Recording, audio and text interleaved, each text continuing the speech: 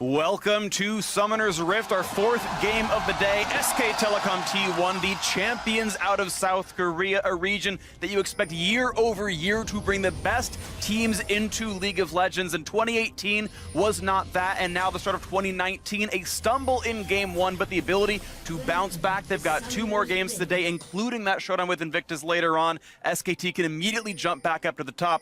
Phong Buffalo, of course, their last tournament leg on home soil, hoping for that first win. And both teams have served up drafts that have a lot of internal consistency. The win conditions are clear, but they don't overlap, and that's what I love when it comes to competitive League of Legends, when you can read what one team wants to do and the enemy team has a differing win condition, because it can be so topsy-turvy as the game goes along.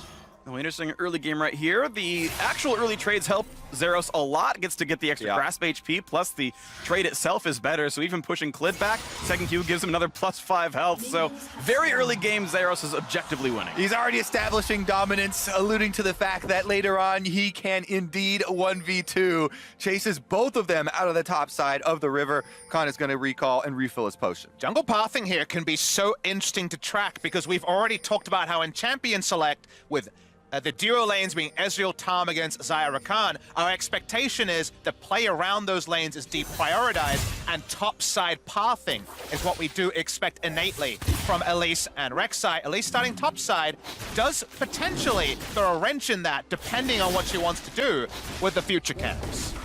You can see leashless with both these players. It does put them in complete fog of war. I don't believe any of these starts were actually spotted whatsoever. It's going to be both players going to bottom side right away. It's red to Krugs in the one, but red down to blue in the other. They might meet over the scuttle before too long. Meanwhile, on the top side here, Zeros going for those trades once again with Khan. One of the difficulties for the Hecarim here is that it's so hard to avoid giving those sweet spot hits to Zeros. Hecarim, with the early levels, doesn't have any way of avoiding it. And pure 1v1, he's pretty much the sum total of how much damage he can do twirling around his Q like a helicopter. That's where his threat range is, but that's the only time you enter that as a Fiora, is to poke a Vital. So over time, you end up just winning the war of attrition as a Fiora. One extra camp for the Elise in the early jungle pathing. Will get her close to 3, but not quite there. The ward helps, and looks like Clid is going to get that first bit of vision to the bottom side. Takes bottom scuttle and helps give a little bit of extra safety to that bottom side. One of the reasons that Elise struggles is because of the fact that her Scuttle Crab is usually not after picking up the Krugs, and thus the fact that she doesn't have a fast Krug clear can mean she gets into some awkward spots. But this time, looks like it might actually be a double Scuttle by Clid. Yeah, Clid gonna go up to the top side, right through the mid vision there, easily seen. But on the top side, Zeros goes very close to Khan. He's got to respect the fact that Ignite could be available, and of course, Rek'Sai nearby as well. Now, did walk over a ward. They do know Rek'Sai is top river, but it means a force recall out. Now the attempt for the bottom side. Good flash wave from Mata, stays alive. The 3v2 gets a summoner out, but otherwise an escape out of PVB. Yeah, you can see Elise there trying to hold the cocoon for the Tahm Kench. Tahm Kench using the flash very early, then he changes targets, and they get the Devour out as well. The critical summoner burn is Mata. That flash for Tahm Kench not available for repeat focus. And notably, Mata doesn't have Cleanse, so of course going on to him means that there's no Devour to remove him, so given that interaction, targeting the Tahm Kench makes a lot of sense. And that lane actually in quite a good spot for PVB after the gank as well. I believe there were extra minions, so they can try and freeze here against the Ezreal. Ezreal, long range, can try and throw these Mystic shots, but it's getting very, very good for Big Koro and Pallet down here. At the very least, stacking up the Spell Thief stacks that much issue. The farm so far pretty much equal. Nothing to speak of so far into this. The Elise able to pick up the dregs of her Krug camp that Clid did take away. Of course, the Raptors are stolen out as well. So pretty good counter jungling out of that SKT jungler. Now towards the top side, they of course know Elise is there. The controller went down, but you see Khan push away. Eyes on! That should be enough. Oh, he gets it Vital! The heal might be enough. He's burning, but he'll stay alive. And there's no escape tools. Hecarim could not get out unless Zeros gives him the option to. They're going to have good damage out of the bite. The electrocute tags. One more hit will do it. The flash gets a stun. Does grab first blood for Phong Buffalo. Now Clid gonna flash forward as well. The Vital is here. There's some good damage. Does he have the trade? Can he find the second? It's close. The health bar is below 100 each, but he's got to watch out for the Prey Seeker. Another grasp. The minion to grab both kills. And this is the top lane action that we like. like to see, just battling over slivers of health. In the end, it is the minions that take the advantage. 4 blinking health bars, but only Clid comes away unscathed. Super cool to see. Because it's early levels, those cooldowns aren't like they would be later in the game. So we actually had to watch it unfold to know who would come out ahead. This deserves that PSA I was talking about earlier, Papa Smithy. The only thing the Fiora has to worry about early is the Ignite true damage for the all-in from Hecarim. And you can see Khan there goes for it. As Freak said, though, the small Vital, in addition to the potion chugging there, is enough to keep Zeros alive long enough. And so they are going to secure the first blood, but at least already used Repel and already flashed forward to finish that. So Clid can answer with his own flash. And he does so much burst damage. Remember, this is Hail of Blades on the Rex. I've seen much more Conqueror recently. And means the front-ended burst is enough. And Zeros, the minion aggro, takes him down. We already know the Korean teams are good about managing their minion waves. Normally not in the PvP combat, but looks like it works pretty well for them here as well. And it's a 1,000 gold lead now for SKT. Mata's flash was burned 3 minutes ago. It's most of the way back up now, and if there is no further punishment on that cooldown, maybe that first gank was all for naught, as we did against C-Clid. Take a camp and a half away in that jungle matchup, pushing a bit towards SKT here. Very easily itemized the Ninja Tabi. Again, the very early trades are very comfortable for him, and now with Onslaught of Shadows available, a lot of threat top side, but Clid's actually bot side. PVB's on a ward as well. A good knockup towards one. Plenty of CC coming in. Pallet just barely staying alive. Just back to his teammate. Over the wall goes Rex side, but Clid's a bit alone on this one. Still the blast cone out. PVB slinking away with their lives. Looks like health bar lead goes to the Koreans. Yeah, I mean, that was some fancy moves, but also the summoner spell advantage, very big for the Koreans. All these bottom lane summoners were blown in that exchange. Clid then able to retreat to the dragon, and Ocean Drake here will go such a long way in helping out this laning phase. Mata gets the interrupt on the Elise back. Elise not in any position to come and contest. It will be Ocean Drake first spawn. A pretty high value Ocean Drake, given that Corki, Hecarim, and Ezreal are all going to be spamming their spells to get lane control. Also notice the timer here. So first Drake around 7 minutes.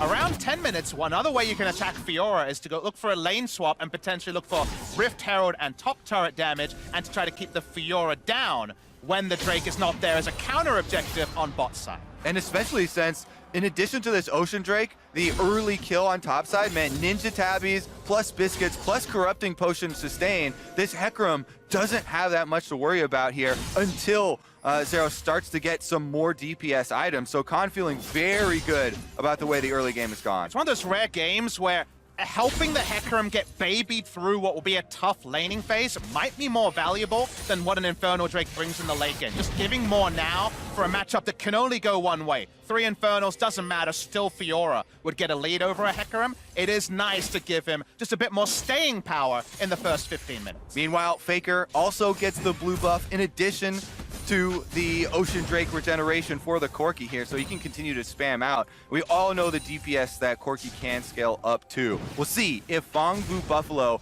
can make some more offensive plays. We alluded to the fact that the Elise plus LeBlanc can try and combine to create some very scary combinations, but we haven't seen any sort of action towards the mid lane. And I'm intrigued to see how much greed can come into the item buy. Obviously, you don't want to go Hex Drinker wherever possible as Corki. You want to mainline your big items, Trinity Force, Infinity Edge, a Zeal item. But because it's Elise and also LeBlanc, does he go try to really play around things and just sit on the Negatron, or does he have to go further than the Null Magic Man?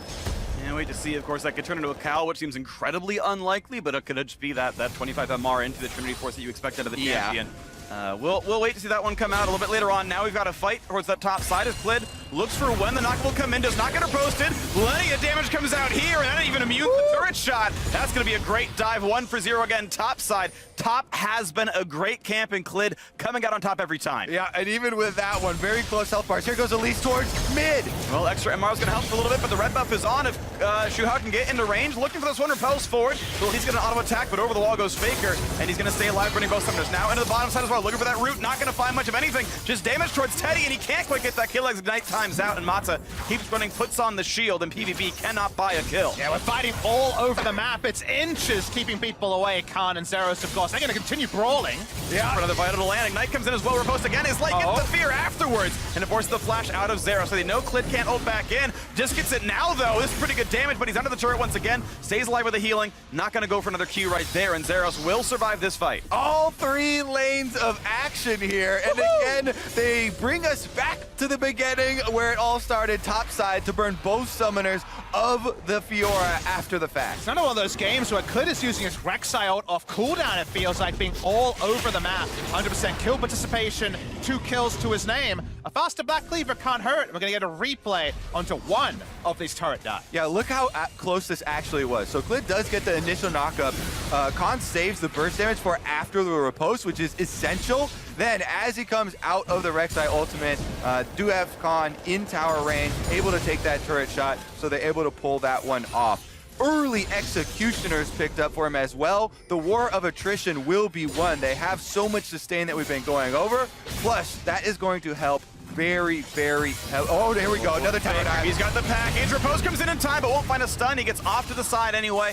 At least immunes the dive, but this is how much pressure there is topside. Fiora not getting off the launching pad. And Kobe, both our eyes went to that Executioner's calling, because the only reason not to build Trinity Force and teamfight better as a champion who's going to be staying away from the lane in the late game and wanting to teamfight more is to keep attacking top lane now. So this is very much an item build that tells Zeros 3 people coming top whenever possible from SKT. And the biggest thing to keep your mind on for a game like this with so much action is flash cooldown timers.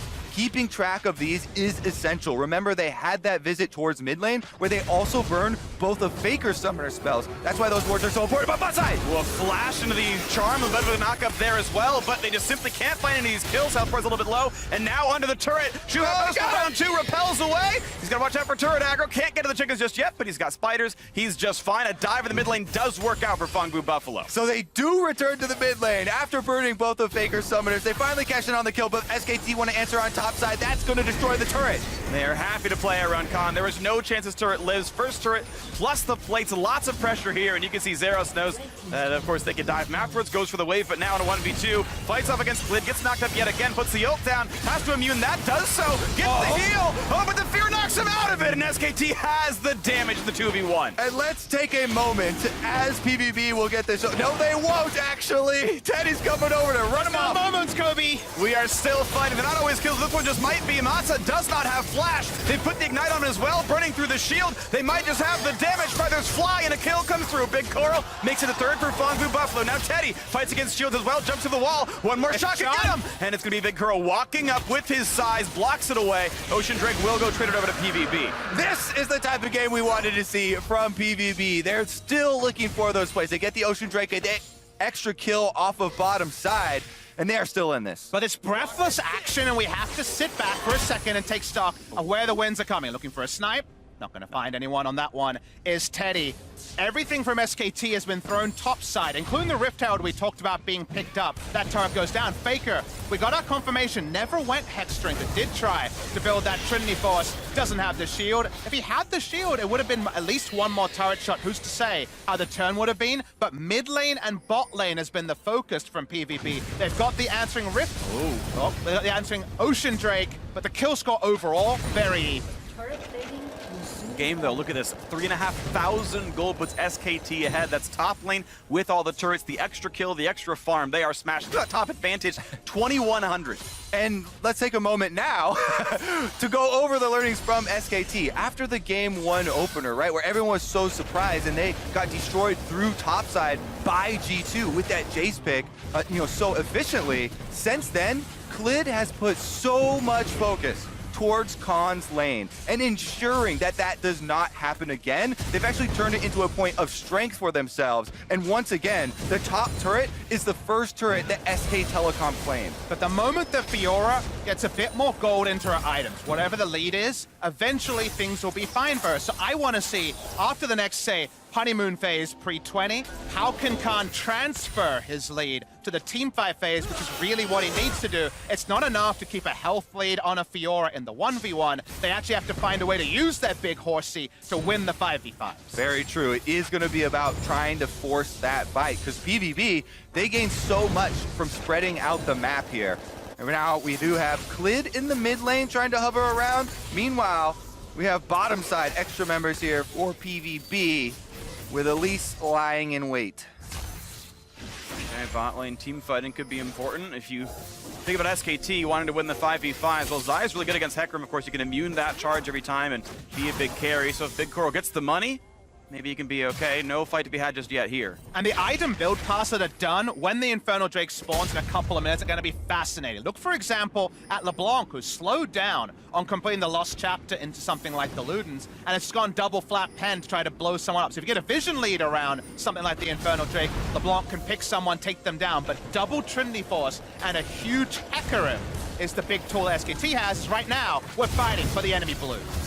Pallet now forced over the wall. Fight for blue. It does go over as Juhao gets that one, but can't give it over to LeBlanc, who does have a bit of a smaller mana pool. And now this fight over the top side, you can see Vital's doing pretty well, but the knockup comes in! And this might just be enough to knock down Null. He's low, but not going to be dying just yet. Clid, no ult comes through. And looks like he'll stay alive if they're burning flash, but nothing lost for SKT. Yeah, big pressure advantages for SK Telecom across the map. Mid, bot, and top, all pushing in, forcing damage onto these turrets. And because of that, PVB have to find a way to stave off this push and set up a pick bush to kill someone with a Lace and LeBlanc. Otherwise, a 2-level lead Hecarim on a TP ward. Goodbye to PVB's hopes of Infernal Drake. Goes really well, of course, with time and a lot of champions on both teams who could really use that extra scaling. Big Coral getting pushed around and down to 200 HP. Another Mystic Shot will kill him! And he has to back off. He didn't want to burn ult in that one. That means a lot of turret pressure here. Flank here from Pallet on the Rakan coming down the river, but they don't have much to back that flank up. No. Just turret to half HP and top lane pressure still going great. Execution's Calling, as you mentioned, applies on all physical damage, so even just the Qs will do it. Doesn't have to auto-attack, and it's very easy to win that trade against Zeros. Mid pressured in as well. Every single lane, advantage for SKT. Bit of wave clear, but without Luden's Echo, it's not quite as good as you'd want it. Finally gets rid of the minions. That turret, though, at about 15%, and everywhere SKT are just winning. Yeah, SK Telecom, if they can now establish vision through the jungle, then the PVB composition will completely collapse. It does not play well from behind here. So this Infernal Drake will determine so much for how the mid game is going to go. If SKT can finish off these turrets and get that vision control, it is going to be a very scary situation for PVB to face check. And just as we transition into the 5v5 phase, I want to really focus my praise onto Clid. Because right now, if you look at the lanes he had to work with, when it comes to lanes for a Rek'Sai to gank, Ezreal Tahm Kench not great, Corki has no CC. Yes, Khan can potentially set something up, but it's conditional. This was really about Clid just setting up a huge lead, and the fact that he has 100% kill participation and 3 out of the 4 kills is why SKT have really stuck the landing on what could have been a really passive farming early game like game 1 of this tournament for them. That's why so many people were so excited when Clid joined SK Telecom. You know, one of the top junglers in the LPL being added to this squad really changed the face of what people know from the organization. But he has his style. He was aggressive in the LPL on JDG. He's still aggressive on SKT, and he had one of the most impressive entrance interviews I've seen of an SKT player, but we'll hold that story. Wow. They force a flash out of the Elise. They're setting up for this Infernal. They desperately crave. Another ult burn by Fiora. Gets 3 of the Vitals, but not enough. Just pushes Hecarim over the wall. Ravenous Hydra keeps that sustain going nicely. More poke out from Teddy. And that turret shot us to about 2 auto attacks from dying away as the Infernal Drake has spawned. And outside of the Scuttlecraft that was taken a little while ago, there's not a lot of vision here for Fongbu Buffalo. SKT will indeed knock down that turret, and it's 3-0 on that scoreline. Infernal Drake, well, waiting for PVB to come around. They still want to fight for this one. You mentioned that being a very important crux here in this. If they can be fought for, and so far it's a bit equal. Well, keep in mind, the bottom turret just went down, and the teleport for Hecarim is ready. So now SKT, they close their grasp on the Infernal Drake. They will secure this extra damage for the late game, and their pathway is clear. And for PVB, to me, they were clearly posturing because, yes, Fiora had TP and could join, but she used the ultimate a long time ago. It's on cooldown for another quarter of that long cooldown, especially at level 2. And because of that, they really weren't going to come in with an inferior teamfight ultimate like the Fiora ult late, so it just seemed like a matter of time till SKT could pick up its turn. I would say the next order of business for PVB and trying to manufacture a comeback in this game is making use of the Elise, LeBlanc, and Rakan. One of these champions has to find the surprise attack on an SK Telecom member, and they have to have damage behind them to follow this up. Scryer's Bloom finds a couple of those surprise attacks. Yeah, as you mentioned, he's sitting in the brush like, all right, maybe it's top lane, maybe Hecarim or Faker or someone shows up, and no, not at all. Gets revealed out. Unlucky. And for pick power, like the champions you're mentioning, Kobe, you need a vision lead somewhere. You need a reason for someone to walk. They're just going to go with the flash shield. Everything going to try to chunk down Mata. And at some point, there's got to be a root, but Clit's coming around as well. Elise might come in for a little bit more. Looks like the damage can't find that just yet, but here comes the Rek'Sai. Big damage for Clit on a rampage now for the 5 He's kill. a monster. Looking for yet another double kill on the pallet. One traded back now for Ezreal, and now Fiora has to do all of it, but still 2 vitals left up. Can't find the target. Flashing in for it. Finally gets a kill on the board, but this team fight is 4-1 already. Clit getting 3 to himself. SKT just smashing. Clid is insane. 6-0 on the Rek'Sai. We like to see the junglers getting the credit that they deserve, and he's got the bounty on his head to prove it. He just knows his limits. He knows he can launch into the backline 1v3, and then with just damage being peppered by the Ezreal, come out with a triple kill. They'll come out with a Baron and SKT. That might be more than the Buffaloes can hold. Incredibly fast Baron Null. Can't even get over the wall. Actually shorts that one as well. So this is a guarantee, and look at this gold lead. SKT completely in control, started with aggressive plays in the top side. They got the ganks to work, and then a controlled game for all the turrets, the Drakes, and now the Baron. And watch the replay of this play. They didn't look for the setup. They just said, we've got a control ward, let's start it. It's now or never. They got a lot of damage on Tamada, but look at what Clid was considering when he flashed in on first 2 and eventually 3. Yep, gonna use the ultimate here. Takes down the AD carry first, then turns on his lover, and pallet goes down. Now, I thought it was gonna get a little bit dicey, but Mata comes in, gonna sacrifice himself, takes the Rek'Sai up the river a little bit, then they get the knock up, finish off the last kill there, and it is a triple for Clid. Went from a love story to a tragedy very fast for the Lovers duo, and Clid, on his entrance to SKT, an interview with Korean media said, my only concern is I am an aggressive jungler, and I'm not sure whether Faker can actually back up my style. This is the interview of a player who, to Korean fans, was very unknown. Playing for JDG, not even a premier team in the LPL, and not having played in Korea. Very few knew what to expect. They know plenty right now. Clit is definitely a lot of the reason SKT are winning right now. Faker himself actually yet to get on the positive side of the scoreboard here. And then the set a little bit, but some decent lane pressure and decent farm. It's SKT. The rest of the crew built around him, doing so much heavy lifting here. Looking like 2-1 to start out their day 2 of MSI 2019. As more and more of these turrets fall down to 6 already. Only inhibitors and their defenders stand alive now. And this type of strong performance from SK Telecom only goes to further build the hype for their matchup with IG later today. Right now, they are knocking at the doors with Baron buff, whittling down all of the inhibitor turrets at once.